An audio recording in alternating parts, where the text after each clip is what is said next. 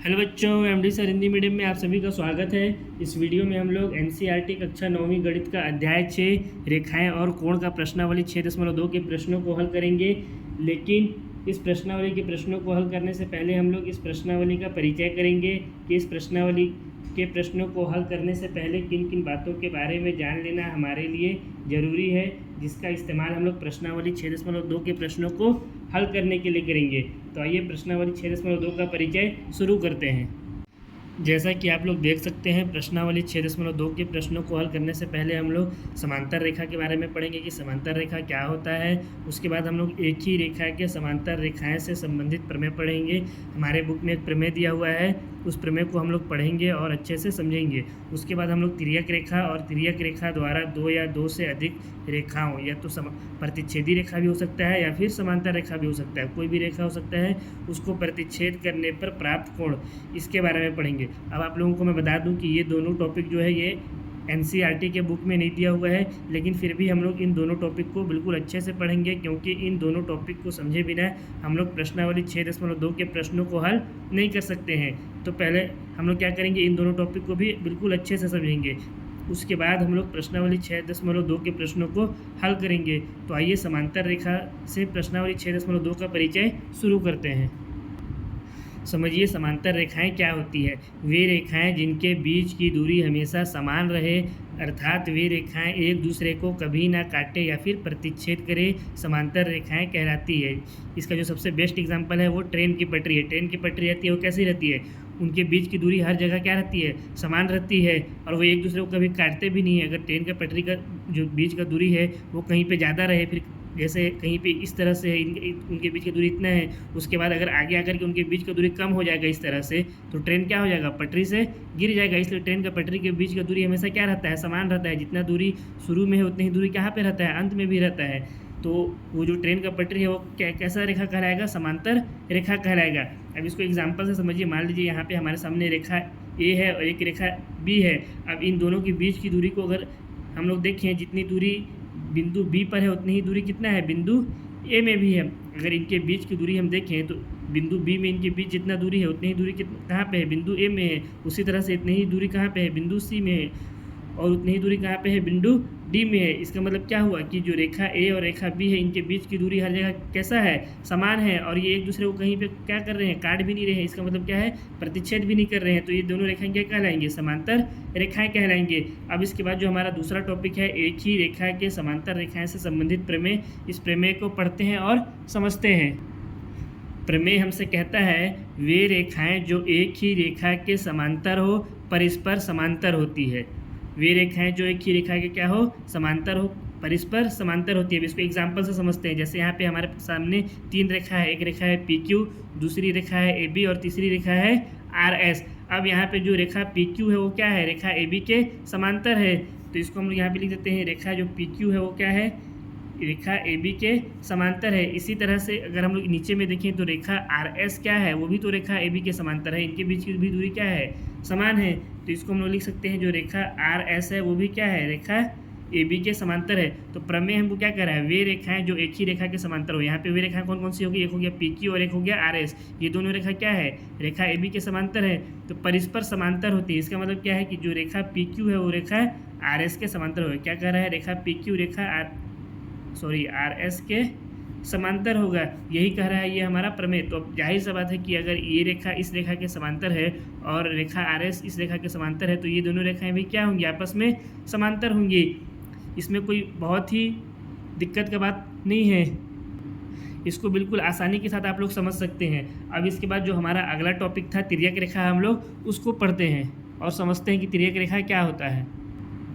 देखिए, तिर्यक रेखा क्या होती है, वह रेखा जो दो या दो से अधिक रेखाओं को भिन्न भिन्न बिंदुओं पर प्रतिच्छेद करती है, तिर्यक रेखा कहलाती है। अब देखिए, जो दोनों रेखाएं हैं वो या तो प्रतिच्छेदी भी हो सकती है या समांतर भी हो सकती है। जरूरी नहीं है कि सिर्फ समांतर हो या सिर्फ प्रतिच्छेदी हो। अगर वो जो दो या दो से अधिक रेखाएं वो प्रतिच्छेदी भी है या समांतर है, दोनों में से किसी भी प्रकार की रेखाएं हैं और उनको कोई अन्य रेखा भिन्न भिन्न बिंदुओं पर प्रतिच्छेद कर रहा है यानी काट रहा है, तो क्या कहलाएगा, तिर्यक रेखा कहलाएगा। जैसे इसका एग्जाम्पल में हम लोग समझते हैं, जो हमारा जो चित्र 1 है, इसमें एक रेखा हमारा एक है और दूसरा रेखा बी है। अब इन दोनों रेखाओं को एक अन्य रेखा सी है जो क्या कर रहा है, दो भिन्न भिन्न बिंदु एक्स और वाई पर काट रहा है। तो यहाँ पे जो एक्स जो रेखा हमारा जो रेखा सी है वो क्या होगा, रेखा ए और बी का तिर्यक रेखा कहलाएगा। और यहाँ पे जो रेखा ए और बी है ये कैसी रेखाएं, ये प्रतिच्छेदी रेखाएं हैं।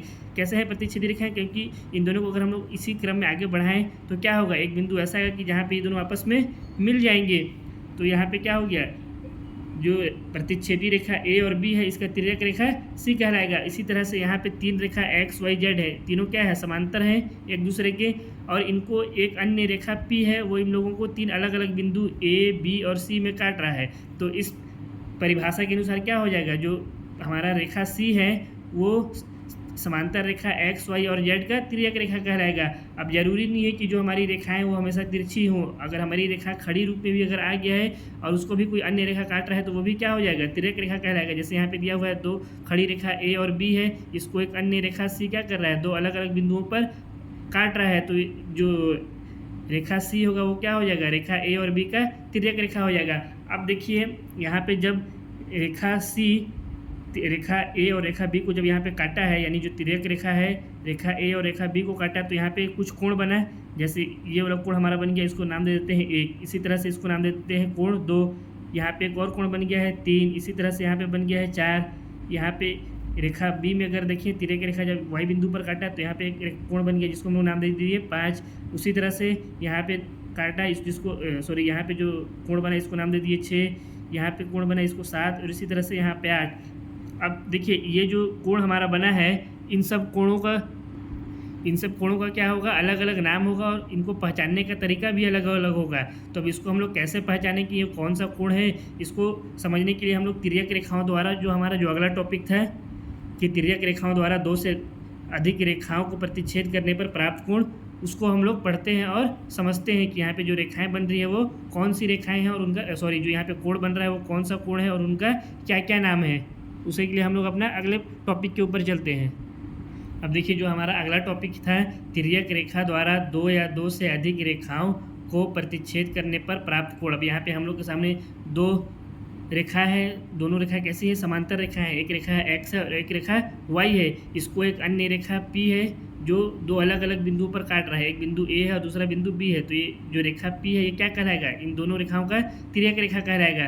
तो इस तिर्यक रेखा जब इस रेखा एक्स पर जब काट रही है बिंदु ए पर, तो यहाँ पे एक कोण बन रहा है जिसको नाम दे दिए 1। इसी तरह से ये बन रहा है 2, ये हो गया 3, ये हो गया 4। यहाँ पे जब ये तिर्यक रेखा जब रेखा वाई को काटेगा बिंदु बी पर, तो यहाँ पे एक कोण बनेगा जिसका नाम हम लोग दे देते हैं 5। इसी तरह से ये हो गया 6, ये हो गया 7 और ये कोण हो गया हमारा 8। अब यहाँ पे ये जो कोण बन रहे हैं इनका देखिए, सबसे पहले तो कितने तरह के कोण होते हैं। सबसे पहला जो कोण होता है वो होता है बाह्य कोण। बाह्य कोण किसको कहते हैं, बाहर की ओर बनने वाले कोण को।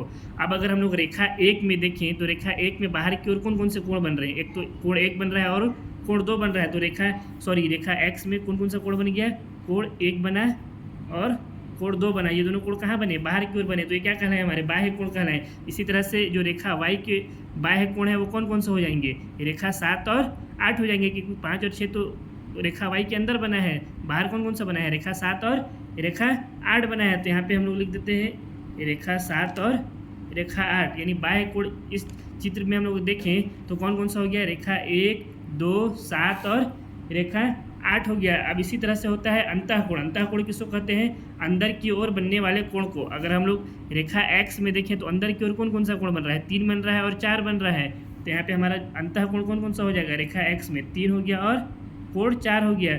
इसी तरह से रेखा वाई में देखें तो अंदर की ओर कौन कौन सा कोण बन रहा है, 5 बन रहा है और 6 बन रहा है। तो हमारा अंतःकोण कौन कौन सा हो जाएगा, कोण 5 और कोण 6, यानी टोटल कितने कोण हो गए, 4 कोण हो गए, कोण 3, कोण 4, कोण 5 और कोण 6 हो गए।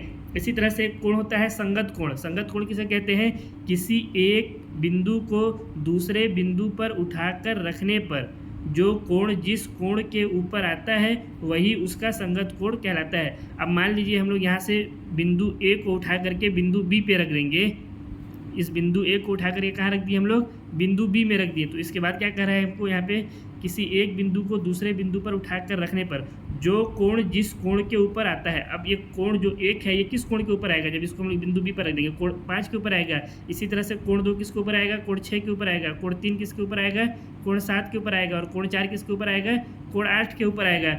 तो वही क्या हो जाता है, उसका संगत कोण कहलाता है। तो यहाँ पे हम लोग क्या लिख सकते हैं, इसको लिख भी देता हूँ। संगत कोण कौन कौन सा हो जाएगा, कोण 1 क्या हो जाएगा, कोण 5 का संगत कोण हो जाएगा। तो लिख सकते हैं कोण 1 बराबर कोण 5, ये इसका क्या है, संगत कोण है। इसको यहाँ पे ब्रैकेट में डाल देते हैं, संगत कोण। इसी तरह से क्या हो जाएगा, जो हमारा कोण 2 है वो किसके ऊपर आएगा, कोण 6 के ऊपर आएगा। तो यहाँ पे लिख देते हैं कोण 2 बराबर में कोण 6। और क्या हो जाएगा, कोण 3 किसके ऊपर आएगा, कोण 7 के ऊपर। तो कोण 3 का संगत कोण कौन हो जाएगा, कोण 7। और कोण 4 का संगत कोण क्या हो जाएगा, कोण 8 हो जाएगा। ये हमारा सारा क्या हो गया, ये हमारा हो गया संगत कोण। अब इसके अलावा भी कुछ कोण बनते हैं, जिसको समझने के लिए हम लोग अब अगले पेज पर चलते हैं। अब देखिए, जो अगला कोण होता है वो होता है एकांतर कोण। एकांतर कोण क्या होता है, एकांतर कोण 2 तरह के होते हैं। पहला होता है एकांतर अंतः कोण और दूसरा होता है एकांतर बाह्य कोण। तो एकांतर अंतः कोण क्या होता है, वे अंतः कोण जो एक दूसरे के क्रॉस हो एकांतर अंतः कोण कहलाता है। अब इस डायग्राम को हम लोग देखें तो इस डायग्राम में अंतः कोण कौन कौन सा है, रेखा x के ऊपर अंतः कोण कौन सा है, 3 और 4 है। इसी तरह से रेखा y में जो अंतः कोण है वो 5 और 6 है।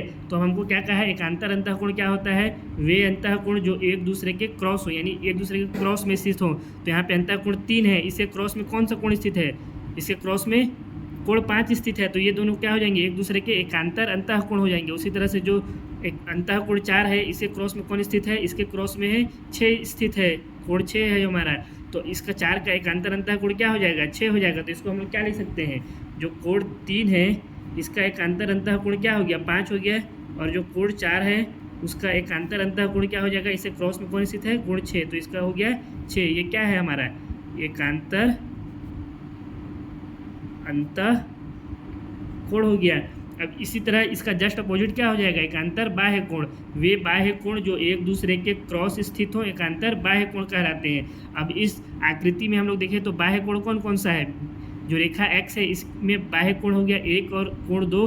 उसी तरह से रेखा y के ऊपर जो बाह्य कोण बना वो कौन कौन सा बना, 7 और 8। तो इन दोनों में देखिए क्रॉस अब कौन कौन सा है, 1 के क्रॉस में कौन सा बाह्य कोण स्थित है, 7 है। उसी तरह से 2 के क्रॉस में कौन सा बाह्य कोण स्थित है, 8 है। तो ये दोनों क्या हो जाएंगे, एक दूसरे के एकांतर बाह्य कोण हो जाएंगे। तो यहाँ पे हम लोग लिख भी देते हैं कोण 1 का एकांतर बाह्य कोण कौन सा हो जाएगा, कोण 7 हो जाएगा। इसी तरह से कोण 2 का बाह्य अंतः कोण कौन सा हो जाएगा, कोण 8 हो जाएगा। ये क्या है हमारा एकांतर बाह्य कोण है। इसके अलावा एक और कोण बनता है, उसको समझने के लिए हम लोग अगले पेज पर चलते हैं। अब देखिए, जो अगला कोण बनता है वो होता है तिर्यक रेखा के एक ही ओर के अंतः कोण। अब हमारे पास यहाँ पे एक आकृति है। अब इसमें बताइए, हम लोग सबसे पहले तो देख लेते हैं कि हमारा अंतः कोण कौन कौन सा है। अंतः कोण कौन कौन सा हो गया, 3 हो गया, 4 हो गया, 5 हो गया और 6 हो गया। इसके अलावा जो बाकी के कोण है वो तो बाह्य कोण हो गए। हमको क्या बोला है, तिर्यक रेखा के एक ही ओर के अंतः कोण। हमको क्या पता करना है, इसमें केवल अंतः कोण का इसमें हमसे बात कर रहा है। तो अंतः कोण कौन कौन सा हो गया हमारा, कोण 3 हो गया, कोण 4 हो गया, कोण 5 हो गया और कोण 6 हो गया। अब इसमें भी क्या बोला है, तिर्यक रेखा के एक ही ओर के अंतः कोण, यानी इस तरफ का बात कर रहे हैं तो सिर्फ इस तरफ का अंतः कोण, या फिर इस तरफ का बात करेंगे तो केवल इस तरफ का अंतः कोण। तो केवल अगर हम लोग इस तरफ का अंतः कोण देखें तो कौन कौन सा हो गया, 3 हो गया और 6 हो गया। और कौन सा कोण हो गया, कोण 6। तो ये दोनों क्या हो जाएंगे, तिर्यक रेखा के एक ही ओर के अंतः कोण। इसको हम लोग लिख सकते हैं, अच्छे से लिख देता हूँ, कोण 3 बराबर कोण 6। ये दोनों क्या हो गए, तिर्यक रेखा के एक ही ओर के अंतः कोण, दोनों इसी तरह ओर है। अब उसी तरह से कोण 4 और कोण 5 भी क्या हो जाएंगे, कोण 4 बराबर में कोण 5। ये दोनों भी क्या हो गए, तिर्यक रेखा के एक ही ओर के अंतः कोण। ये दोनों क्या है, इसी तरफ के अंतः कोण है। तो इसको हम लोग यहाँ पे लिख देते हैं, ये दोनों क्या है, तिर्यक रेखा के एक ही ओर के अंतः कोण। अब देखिए, इसके अलावा एक प्रमेय भी होता है तिर्यक रेखा का, जो एक ही ओर का अंतः कोण है। इसमें एक प्रमेय भी होता है। ये प्रमेय एनसीईआरटी के जो नया वाला बुक है उसमें नहीं दिया हुआ है, लेकिन जब हम लोग प्रश्नावली 6.2 के प्रश्नों को हल करेंगे तो उन प्रश्नों को हल करने के लिए हम लोगों को इस प्रमेय का ज़रूरत होगा। तो हम लोग इस प्रमेय को भी पढ़ लेते हैं। प्रमेय क्या कहता है, यदि 2 समांतर रेखाओं को एक तिर्यक रेखा प्रतिच्छेद करे। अभी हमारे पास यहाँ सामने 2 समांतर रेखा है, x और y, इसको एक तिर्यक रेखा P प्रतिच्छेद कर रही है। तो तिर्यक रेखा के एक ही ओर के अंतः कोणों का योग संपूरक यानी 180 डिग्री होता है। तो क्या बोल रहा है, तिर्यक रेखा का एक ही ओर का जो अंतः कोण है यानी कोण 3 और कोण 6, इसी तरह से कोण 4 और कोण 5, इनका योग कितना होता है, एक संपूरक कोण के बराबर यानी 180 डिग्री होता है। तो इसको हम लोग क्या लिख सकते हैं, इसको हम लोग लिख सकते हैं कोण 3 प्लस कोण 6 बराबर 180 डिग्री और कोण 4 प्लस कोण 5 बराबर 180 डिग्री। इस प्रमेय को आप लोग याद रखिएगा, ये क्या है, तिर्यक रेखा के एक ही ओर के अंतः कोण का ये प्रमेय है। इस प्रमेय का उपयोग हम लोग करेंगे प्रश्नावली 6.2 के प्रश्नों को जब हम लोग हल करेंगे तो वहाँ पे इसका इस्तेमाल होगा। ये प्रमेय आप लोगों के बुक में नहीं दिया हुआ होगा, लेकिन फिर भी इसका हम लोग क्या करेंगे, इस्तेमाल करेंगे। ये बहुत ही क्या है, इम्पोर्टेंट प्रमेय है। क्या है, बहुत ही इम्पोर्टेंट प्रमेय। अब इसी के साथ हमारा जो प्रश्नावली 6.2 का परिचय वो समाप्त होता है। अब हम लोग प्रश्नावली 6.2 का प्रश्नों को हल करते हैं। प्रश्नावली 6.2 का पहला क्वेश्चन दिया हुआ है, आकृति में यदि ए बी समांतर है सी डी के, ये आकृति है, इसमें हमारा जो रेखा ए बी है वो किसके समांतर है, रेखा सी डी के। और फिर आगे बोल रहा है सी डी समांतर है ई एफ के, और जो हमारा रेखा सी डी है वो किसके समांतर है, रेखा ई एफ के। और y अनुपात z बराबर 3:7 है, यानी यहाँ पे कोण y दिया हुआ है और ये कोण z, इनका अनुपात कितना है, 3:7 है। तो x का मान ज्ञात कीजिए। हमको यहाँ पे क्या ज्ञात करना है, कोण x का मान ज्ञात करना है। तो सबसे पहले तो इसके हाल में हम लोग जो जो दिया हुआ है उसको लिखेंगे। यहाँ पे लिखते हैं, दिया है, क्या दिया हुआ है हमको, ए बी समांतर है सी डी के, और क्या दिया हुआ है, सी डी समांतर है ई एफ के। तो इसको हम लोग क्या कर सकते हैं, ए बी समांतर है सी डी के और सी डी समांतर है ई एफ के। तो इसलिए हम लोग इसको लिख सकते हैं कि ए बी समांतर होगा ई एफ के। ये जो हमारा ए बी है, ये ए बी ये समांतर था सी डी के और सी डी समांतर था ई एफ के, तो ए बी समांतर हो जाएगा ई एफ के। क्यों होगा, इसका कारण क्या है, क्योंकि जो हम लोग प्रमेय पढ़े हैं वे रेखाएं जो एक ही रेखा के समांतर हो, परस्पर समांतर होती है। ये हमारा प्रमेय था, इसको हम लोग पढ़ चुके हैं। इस वजह से क्या हो गया, हमारा ए बी समांतर हो गया ई एफ के। अब अगर इस हम लोग त्रिभुज में देखें, इस आकृति में हम लोग देखें, अगर ए बी ई एफ के समांतर है तो ये कोण और ये कोण क्या हो जाएगा, एक दूसरे का एकांतर कोण हो जाएगा। इस वजह से क्या हो जाएगा, कोण x कोण z के बराबर हो जाएगा। तो हम लोग आगे लिख सकते हैं, अगेन चित्रानुसार ए बी किसके समांतर हो गया, ई एफ के। तो ये जो कोण हो जाएगा, इस कोण के क्या हो जाएगा, बराबर हो जाएगा। तो यहाँ पे हम लोग लिख सकते हैं कोण x बराबर में कोण z। और कारण क्या हो जाएगा, इसका कारण भी लिखना रहता है हम लोगों को। तो यहाँ पे लिखते हैं, चूंकि एकांतर अंतः कोण, एकांतर अंतः कोण क्या था, वे कोण जो एक दूसरे के क्या हो, क्रॉस में हो, अंदर वाले वे अंतः कोण जो एक दूसरे के क्रॉस में हो। तो ये क्या है, अंतः कोण है, और ये भी क्या है, z, ये भी अंतः कोण है। ये दोनों क्या है, एक दूसरे के क्रॉस में है। इस वजह से क्या हो जाएंगे, ये दोनों एक दूसरे के बराबर हो जाएंगे। अब इसके बाद हमको प्रश्न में क्या दिया हुआ है कि y अनुपात z कितना है, 3:7। तो उसको हम लोग यहाँ पे लिख लेते हैं, चूंकि नहीं दिया, यहाँ पे लिख देते हैं, दिया है, क्या दिया हुआ है, y अनुपात z बराबर 3:7। इसे थोड़ा सा ऊपर कर देता हूँ। y अनुपात z कितना दिया हुआ है, 3:7। तो यहाँ से हम लोग मान सकते हैं, यहाँ पे लिखते हैं, माना y बराबर 3a और z बराबर मान लेते हैं 7a। इसको हम लोग y अनुपात z दिया हुआ था 3:7, तो y बराबर हम लोग कितना मान लिए, 3a मान लिए, और z बराबर मान लिए 7a। अब अगेन क्या हो जाएगा, कोण x प्लस कोण y बराबर 180 डिग्री हो जाएगा। क्यों होगा, इस अगर डायग्राम में देखिए तो जो हमारा कोण x है और कोण y है, इन दोनों का योग कितना हो जाएगा, 180 डिग्री हो जाएगा। कैसे होगा, ये तिर्यक रेखा के एक ही ओर के अंतःकोण जो हम लोग पढ़े थे, जो तिर्यक रेखा का, यहाँ पे लिख भी देता हूँ, तिर्यक रेखा के एक ही ओर के अंतःकोण, उसमें हम लोग क्या पढ़े थे कि जो एक तरफ के जो अंतःकोण होते हैं तिर्यक रेखा के, उनका योग कितना होता है, 180 अंश होता है, एक संपूरक के बराबर होता है।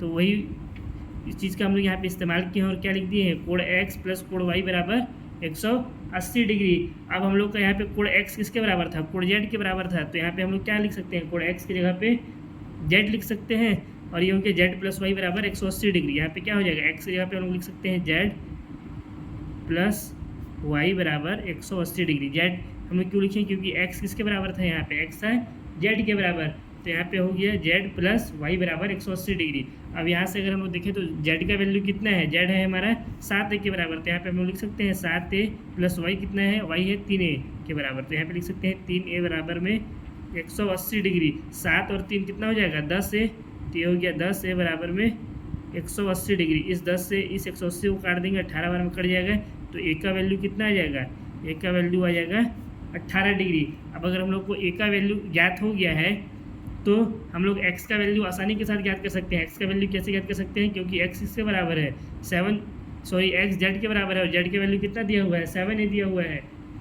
तो यहाँ से हम लोग इसको लिखेंगे, इसको मान लेते हैं हम लोग समीकरण नंबर 1। अब यहाँ पे लिखते हैं समीकरण 1 से 1 का मान y और z में रख देते हैं, तो यहाँ पे लिखते हैं y एंड z में रखने पर मान यहाँ पे रख देंगे तो क्या हो जाएगा, y का वैल्यू कितना आ जाएगा, y बराबर हो जाएगा 3a है दिया हुआ है, तो कितना हो जाएगा, ये 3 गुणा 18 के कितना हो जाता है 54 डिग्री।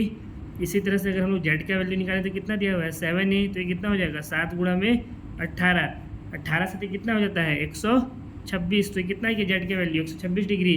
अब चूंकि हम लोगों को क्या मालूम है कि जो कोण x है वो किसके बराबर है, कोण z के बराबर है, तो इसलिए जो x का वैल्यू हो जाएगा वो कितना हो जाएगा, इसलिए यहाँ पर लिखेंगे कोण x का वैल्यू कितना हो जाएगा 126 डिग्री हो जाएगा।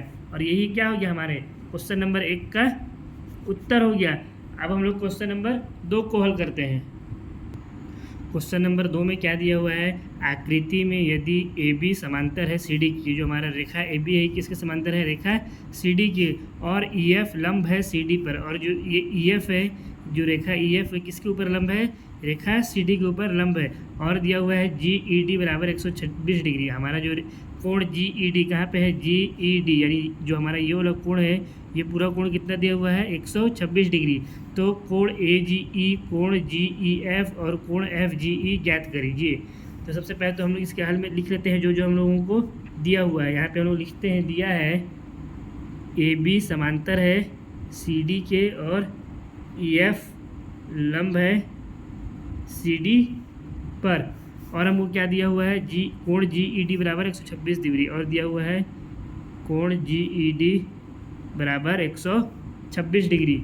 अब यहाँ से अगर हम लोग चित्रानुसार देखें तो यहाँ पे लिखते हैं चित्रानुसार। यहाँ से अगर हम देखें AGE, ये किसके बराबर हो जाएगा, पहले तो हमको AGE ज्ञात करना है, कोण AGE। अगर हम इस आकृति में देखें तो ये हमारा कोण किसके बराबर हो जाएगा, कोण AGE ये बराबर हो जाएगा कोण GED के। ये जो हमारा कोण AGE है ये वाला, ये किसके बराबर हो जाएगा, ये हो जाएगा कोण GED के, ये इस कोण के बराबर हो जाएगा। क्यों हो जाएगा, ये एकांतर अंतः कोण, इसको मैं पहले यहाँ पे लिख देता हूँ किसके बराबर होगा, कोण GED के। और क्यों बराबर हुआ इसका कारण में लिख देते हैं, चूंकि एकांतर अंतः कोण, एकांतर अंतः कोण क्या होता है, वे अंतः कोण जो एक दूसरे के क्रॉस होते हैं, इसके क्रॉस में ये स्थित है, तो ये दोनों क्या हो जाएंगे एक दूसरे के बराबर। और हमको कोण GED कितना दिया हुआ है, कोण GED 126 डिग्री दिया हुआ है, तो हम लोग इसके जगह पे क्या लिख सकते हैं 126। तो हमारा AGE का वैल्यू कितना निकल के आ गया, कोण AGE बराबर आ गया 126 डिग्री। ये हो गया पहले का आंसर। अब उसके बाद हमको क्या ज्ञात करना है, GEF। तो इसके बाद हम लोग लिख देते हैं अगेन। अब देखिए अब हम लोग यहाँ से क्या कर सकते हैं, कोण GEF दिया हुआ है, तो अगर हम लोग इस आकृति में देखें तो हमारा जो कोण है GE और F, ये वाला कोण GEF ये कोण हमारा है, और FED ये वाला कोण FE और D ये वाला कोण, एक ये वाला कोण और ये वाला कोण। अगर हम लोग इन दोनों कोणों को देखें तो ये दोनों कोण मिलाकर कौन सा कोण बना रहे हैं, कोण GED, इस कोण को पूरा बना रहे हैं। एक हमारा ये GED ये वाला कोण, इसको ले लेते हैं एक नंबर का कोण, और ये वाला फिर FED इसको मान लेते हैं 2 नंबर का कोण। तो ये दोनों कोण को अगर हम लोग जोड़ें तो कौन सा कोण हमारा बन रहा है, कोण GED, यही कोण बन रहा है पूरा। तो यहाँ पे हम लोग लिखते हैं चित्रानुसार लिख देते हैं कोण GEF प्लस कोण FE और D, कितना ये दोनों कोण मिलाए क्या बन रहा है, कोण GED बन रहा है। तो यहाँ पे हम लोग लिख देंगे कोण GED, ठीक है। अब यहाँ से जो वैल्यू हमको दिया हुआ है उसको रख देते हैं कोण GEF, इसका वैल्यू तो भी हम लोगों को पता नहीं है, तो यहाँ पे हम लोग लिखेंगे कोण GEF प्लस कोण FED, ये वाला जो कोण है हमारा FED, ये कितना दिया हुआ था हमको, यहाँ पे हमको प्रश्न में दिया हुआ है, यहाँ पे 90 डिग्री एंगल समकोण का चिन्ह बना हुआ है। तो ये कितना हो जाएगा 90 डिग्री बराबर कोण GED, हमारा कोण GED कितना दिया हुआ है 126 डिग्री। तो यहाँ पे हम लोग लिख देंगे 126 डिग्री। ऐसा क्यों हुआ, इसका कारण भी हम लोग लिख देते हैं, चूँकि चित्रानुसार यहाँ पे हम लोग लिख देते हैं चित्रानुसार क्या हमको दिया हुआ है, कोण FED बराबर समकोण का यहाँ पे निशान बना हुआ था, कितना दिया हुआ है, यानी ये समकोण कितना होता है 90 डिग्री के बराबर, और क्या है दिया हुआ है कोण GED बराबर में 126 डिग्री। अब यहाँ से हम लोग GEF का मान आसानी से निकाल सकते हैं। यहाँ पे हम लोग क्या कर देंगे, कोण GEF बराबर में 126 माइनस में 90 डिग्री हो जाएगा, ये 90 प्लस में इधर जाएगा तो माइनस में हो जाएगा। तो यहाँ से कोण GEF इसका वैल्यू कितना निकल गया, 126 में से 90 को हटाएंगे तो आ जाएगा 36 डिग्री। ये हो गया दूसरा कोण का आंसर। अब इसी तरह से तीसरा कोण हमको क्या ज्ञात करने के लिए दिया हुआ है, तीसरा कोण में बोला है कोण FGE ज्ञात कीजिए। तो इसके लिए हम लोग यहाँ पे नीचे यहाँ पे लिख लेते हैं कोण, या अगेन यहाँ पहले लिख लेते हैं। सबसे पहले हर एक प्रश्न के उत्तर के बाद जब दूसरा उत्तर याद करना होगा तो हर बार हम लोग को अगेन लिखेंगे, ठीक है। अब यहाँ पे फिर लिखते हैं चित्रानुसार अगर हम लोग देखें तो हमारा क्या हो जाएगा, इस चित्र में ये हमारा डायग्राम है, अगर इसमें हम लोग देखें तो हमारा जो कोण AGE ये वाला कोण है, ये कोण कितना है 126 डिग्री। तो पहले यहाँ पे मैं लिख देता हूँ 126 डिग्री ये वाला कोण, और कोण FG और E ये वाला कोण FGE ये वाला जो कोण है, अगर इन दोनों कोणों को हम लोग देखें तो ये दोनों कोण मिलाकर ये कितना अंश का कोण बना रहे हैं, यानी ये अगर इस कोण को अगर हम लोग देखें और इस कोण को देखें, ये वाला कोण और ये वाला कोण, तो टोटल कितना डिग्री का कोण बन रहा है, ये वाला जो कोण बनेगा कितना बनेगा 180 डिग्री बनेगा। ये दिख ही रहा है कि ये कोण है और ये कोण है, दोनों कोण मिलाकर कितना डिग्री बना रहे हैं 180 डिग्री बना रहे हैं। किस नियम से बना रहे हैं, रैखिक युग्म का नियम, जो हम लोग प्रश्नावली 6.1 में पढ़ चुके हैं।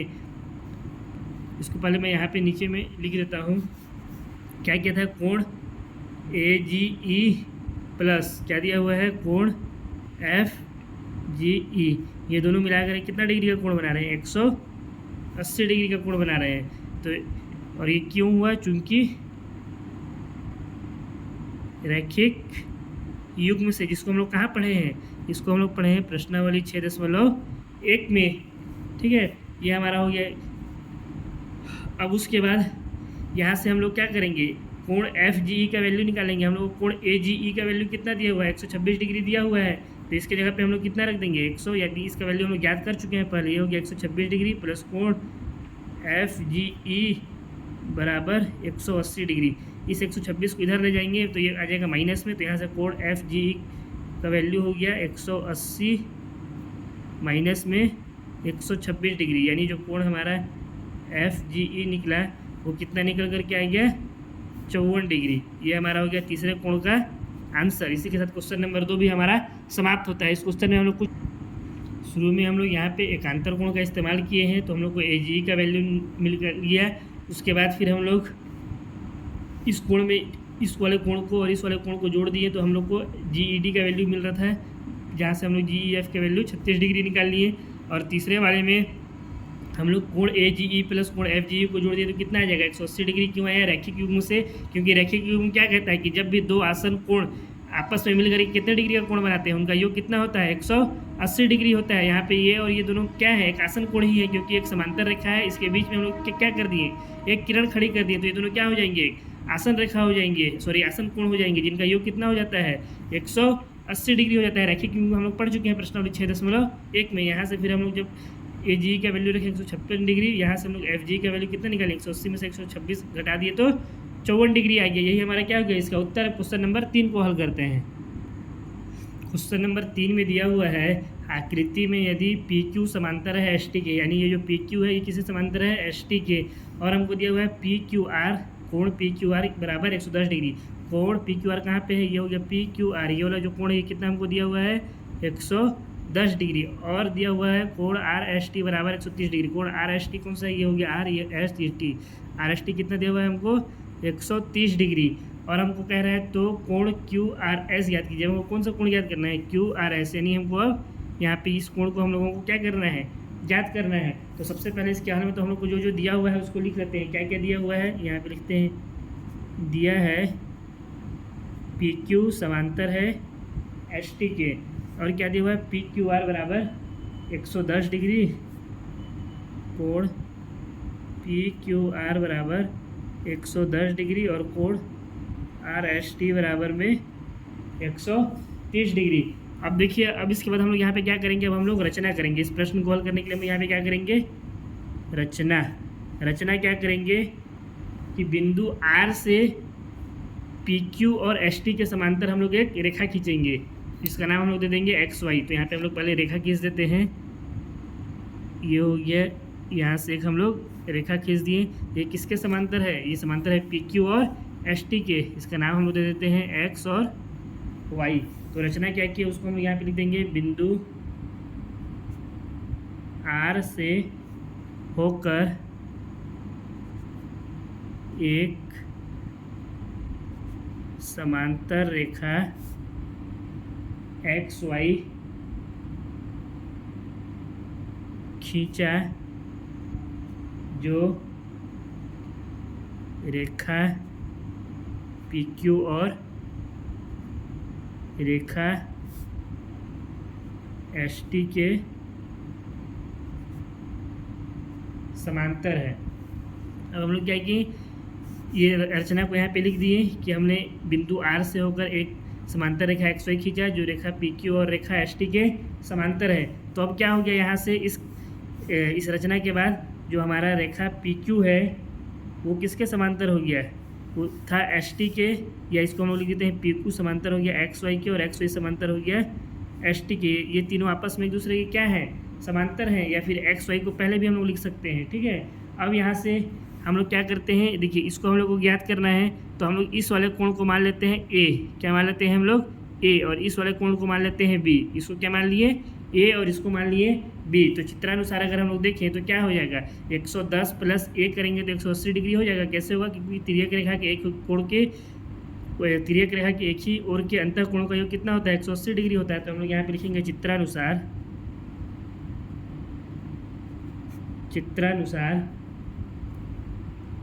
इसको हम लोग लिखेंगे 110 डिग्री प्लस ए बराबर 180 डिग्री, और ये क्यों हुआ उसका कारण भी लिख देंगे, चूंकि तिर्यक रेखा के एक ही ओर के अंतः कोणों का योग 180 डिग्री होता है। ये समांतर रेखा है इसके, और इसके बीच में ये रेखा इन दोनों को इस बिंदु पर काट दिए, तो ये क्या हो गया, ये तिर्यक रेखा हो गया। तो क्या होता है, तिर्यक रेखा के एक ही ओर के अंतः कोणों का योग 180 डिग्री होता है। तो एक ये हो गया और एक ये हो गया, इन दोनों का योग कितना हो गया 180।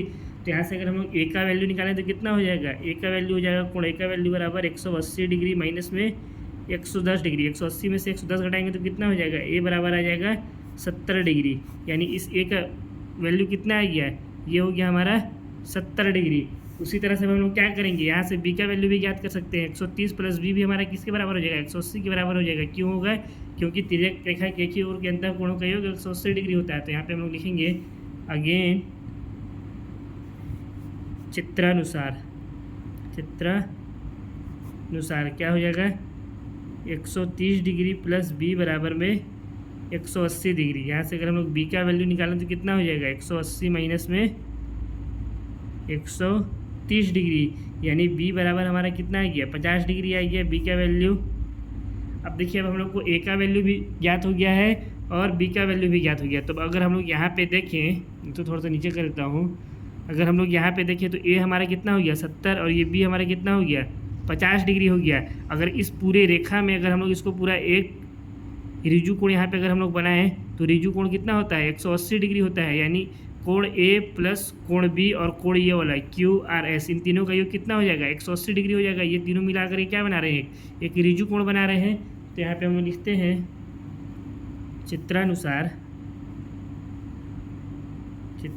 ये यहाँ पे अगेन भी लिख सकते हैं, अगेन चित्रानुसार कोण ए प्लस कोण बी प्लस कोण हमारा ये कौन सा कोण है, इसको और नीचे कर देता हूँ, ये कोण है हमारा क्यू आर और एस, ये तीनों मिलाकर क्या बना रहे हैं 180 डिग्री बना रहे हैं। तो यहाँ पे हम लोग लिखेंगे कोण क्यू आर एस, कोण क्यू आर एस बराबर कितना हो जाएगा 180 डिग्री हो जाएगा। अब ए का वैल्यू कितना है 70 डिग्री प्लस कोण बी का वैल्यू कितना है 50 डिग्री प्लस कोण क्यू आर एस, ये हम लोग क्या करना है याद करना है। तो इसको हम लोग ऐसे ही छोड़ देंगे। क्यू आर एस बराबर में कितना हो गया 180 डिग्री। अब 70 और 50 को जोड़ देंगे तो कितना हो जाएगा 122 डिग्री प्लस में कोण क्यू आर एस बराबर में 180 डिग्री। इस 120 को इधर ले जाएंगे तो माइनस में हो जाएगा, इधर प्लस में है। तो यहाँ से आइए कोण क्यू आर एस बराबर में 180 डिग्री माइनस में 120 डिग्री। तो कोण क्यू आर एस का वैल्यू कितना निकल करके आ गया, यहाँ से आइए कोण क्यू आर एस बराबर में 120 में से 180 में से 120 घटाएंगे तो हो जाएगा ये 60 डिग्री। ये हमारा हो गया क्वेश्चन नंबर 3 का उत्तर। अब इसी तरह से हम लोग क्वेश्चन नंबर 4 को भी हल करते हैं। क्वेश्चन नंबर 4 में दिया हुआ है आकृति में यदि ए बी समांतर है सी डी की, ये जो रेखा ए बी है ये किसके समांतर है रेखा सी डी के। और आगे हमसे कह रहा है कोण ए पी क्यू बराबर 50 डिग्री, कोण ए पी और ये हो गया क्यू, ये हमारे कितना दिया हुआ है 50 डिग्री। और कोण पी आर डी बराबर 127 डिग्री, कोण पी आर डी ये कितना दिया हुआ है 127 डिग्री।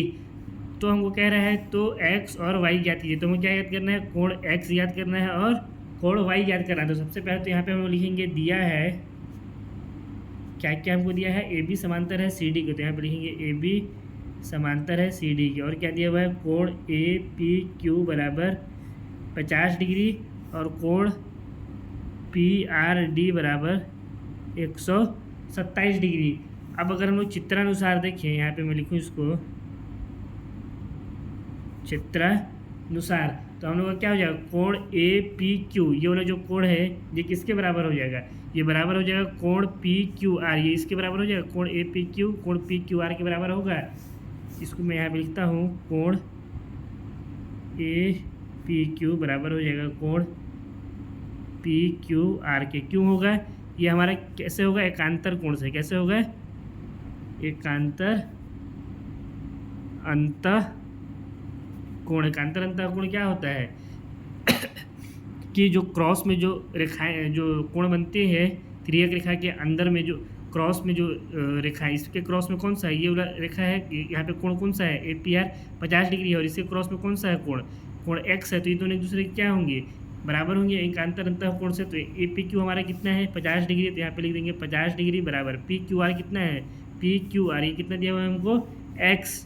तो यहाँ से हमारा एक्स का वैल्यू कितना निकल करके आ गया 50 डिग्री, या इसको हम लोग लिख सकते हैं या एक्स बराबर 50 डिग्री। ये हो गया पहला हमारा उत्तर। अब इसके बाद हमको क्या याद करना है वाई का वैल्यू, अब हमको इसको याद करना है। तो अगर फिर से हम लोग अगर चित्रानुसार देखें तो क्या हो जाएगा जो हमारा कोण ए पी और आर है ये पूरा कोण ए पी आर यानी ये पूरा कोण ये किसके बराबर हो जाएगा ये पी आर डी ये इसके बराबर हो जाएगा। क्यों होगा यहाँ पे भी क्या लगा एकांतर अंतः कोण, ये दोनों भी क्या हो जाएंगे जो क्रॉस में जो कोण रहते हैं अंदर में वो एक दूसरे के क्या होते हैं बराबर होते हैं। इसको हम लोग पढ़ चुके हैं एकांतर अंतः कोण से। तो यहाँ पे हम लोग लिखेंगे अगेन चित्रानुसार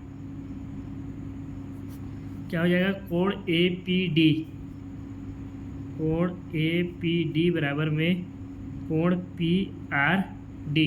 कोण ए पी डी कितना है यहाँ से कोण ए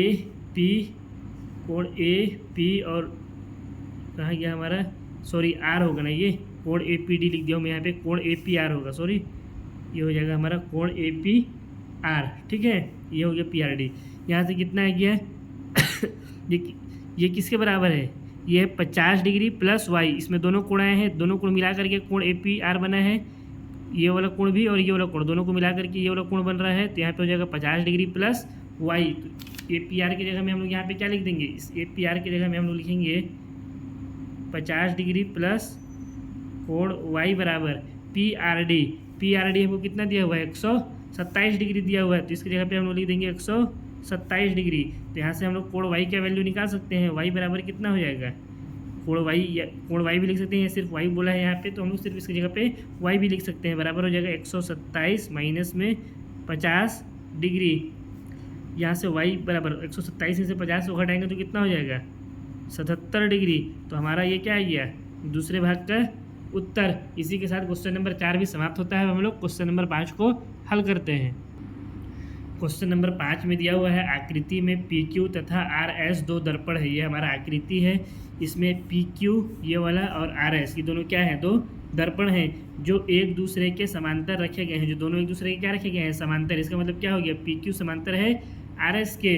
अब इसके आगे कह रहा है एक आपतन किरण AB, अब इसमें एक आपतन किरण है AB दर्पण PQ से B पर टकराती है, और दर्पण PQ से कहाँ पर टकरा रही है, बिंदु B पर टकराती है, और परावर्तित किरण पथ BC पर चलकर दर्पण RS से C पर टकराती है, और परावर्तित किरण पथ ये है हमारा BC, इस पे चलती है और दर्पण RS से कहाँ पे टकराती है, बिंदु C पर टकराती है, तथा पुनः CD के अनुदिश परावर्तित हो जाती है। और यहाँ पे टकराने के बाद CD के अनुदिश क्या हो जाती है, फिर से परावर्तित हो जाती है। अब हमें सिद्ध करना है कि यहाँ पे बोल रहा है सिद्ध कीजिए कि AB समांतर है CD के, यानी ये जो AB है हमारी किरण, ये किसके समांतर है, ये है हमारी समांतर CD के। ये हमको क्या करना है, सिद्ध करना है। तो इसके लिए हम लोग क्या करेंगे, सबसे पहले यहाँ पे रचना करेंगे। क्या करेंगे, रचना।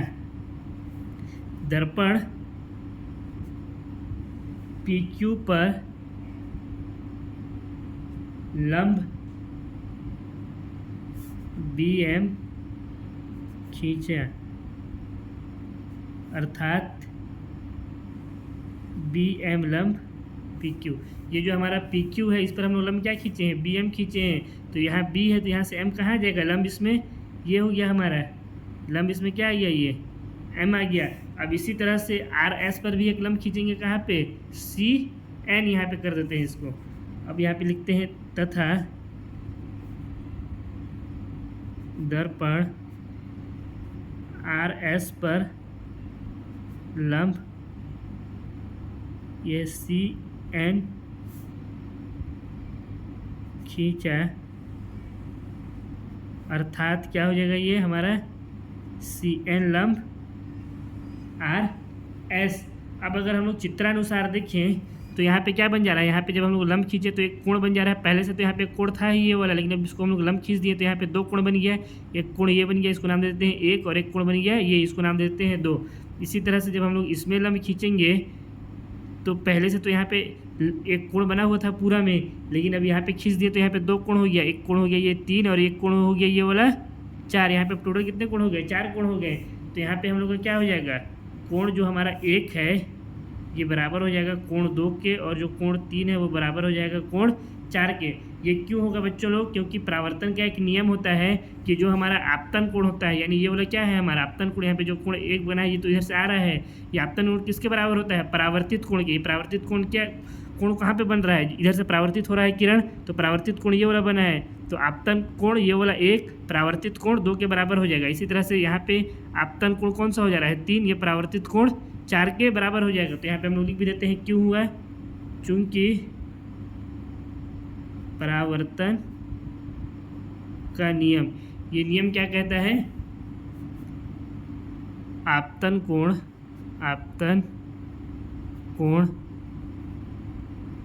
परावर्तित कोण के बराबर होता है। ठीक है, इस नियम के अनुसार क्या हो गया, हमारा कोण 1 कोण 2 के बराबर हो गया, और कोण 3 कोण 4 के बराबर हो गया। अब देखिए यहाँ पे एक चीज़ और है, कि जब कभी भी दो समांतर रेखाओं पे, यहाँ पे दो समांतर रेखा कौन कौन सा है, पी क्यू, सॉरी यहाँ पे रेखा की रेखा ये दोनों क्या है, दर्पण है। तो एक नियम होता है कि जब कभी भी दो समांतर रेखाओं में हम लोग जब भी लंब खींचा जाता है या डाला जाता है ना, तो वो लंब भी आपस में क्या होते हैं, समांतर होते हैं। इसका मतलब क्या हुआ, यहाँ पे दो समांतर रेखा कौन कौन सा है, पी क्यू और आर एस है। इसमें हम लोग लंब कौन कौन से खींचे हैं, बी एम और सी, ये हमारा है एन। तो ये दोनों भी क्या हो जाएंगे, बी एम और सी एन भी आपस में समांतर हो जाएंगे। क्यों होंगे, इसको मैं यहाँ पे एक बार फिर से लिख भी देता हूँ कि आप लोगों को याद भी रहे, या आप लोग भी इसको अपने नोट्स में लिख लीजिएगा। यहाँ पे हम लोग लिखते हैं, चूंकि यदि दो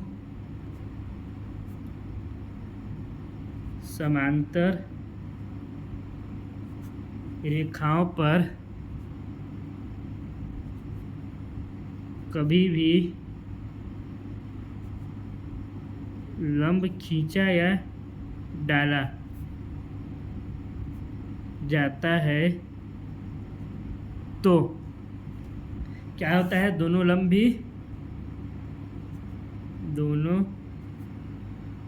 भी आपस में समांतर होते हैं। ये हमारा नियम ही होता है, ठीक है। तो यहाँ से लंब हमारा कौन कौन सा था, इसमें समांतर रेखा कौन कौन सा था, पी क्यू और आर एस थे। इसमें से लंब हम लोग क्या डालें, बी एम और सी एन डालें। तो ये दोनों भी आपस में क्या हो जाएंगे, ये दोनों भी आपस में समांतर हो जाएंगे। तो यहाँ पे हम लोग लिखते हैं, इसलिए बी एम समांतर किसके हो जाएगा, सी एन के। अब बी एन क्या हो गया, सी एन के समांतर हो गया। तो यहाँ से हमारा क्या हो जाएगा, जो कोण 3 के बराबर हो जाएगा। क्यों होगा, यहाँ पे देखिए, इसको समझाता हूँ फिर से आप लोगों को। ये हमारा है, यहाँ पे जो कोण 2 है और ये कोण 3 है, ये दोनों आपस में क्या है, एकांतर अंतः कोण दिख रहा है।